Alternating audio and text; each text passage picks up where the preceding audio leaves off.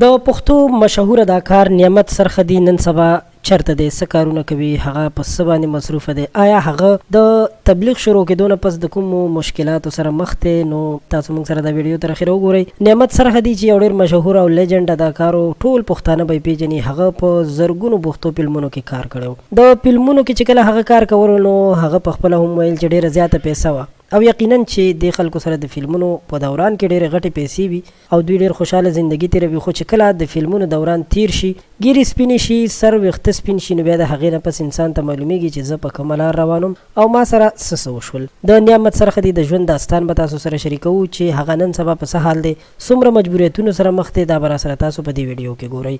نعمت سرخدي چې د پښتو په فلمونو کې بدر منیر، آصف خان او شاهد خان، ارباز خان او نورو ډیرو اکټرانو سره یعنی جهانگیر خان سره هم کار کړی او هر یو فلم به چې راتلو نو هغه به پکې یو مین کردار ادا کولو، یعنی د ویلن کردار به ادا کولو چې ډېرې زیاتې پیسې به هم د په فلم کې اخیستې. خو کله چې هغه د فلمونو نه اخوا شو نو بیا څه وخت پس د شیشې نه غیب او بیا د تبلیغ شروع کړو. چې کله یې تبلیغ ته مخه وکړله نو د تبلیغ سره سره په ده باندې الله پاک ډېر رحم وکړو، دا ریونډ ته هم ځي راځي.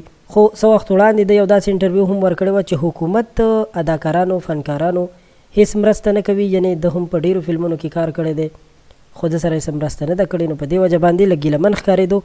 خو بیا ځینې خلکو داسې ویلي وو چې دا د تبلیغ په زندګۍ کې، د تبلیغ په ژوند کې خوشحاله نه دی. نو د هغې په باره کې د وویل چې زه ډېر خوشحاله یم او هیڅ داسې تکلیف او مشکلات ورته نشته، کومې خبرې چې خلک د په باره کې کوي.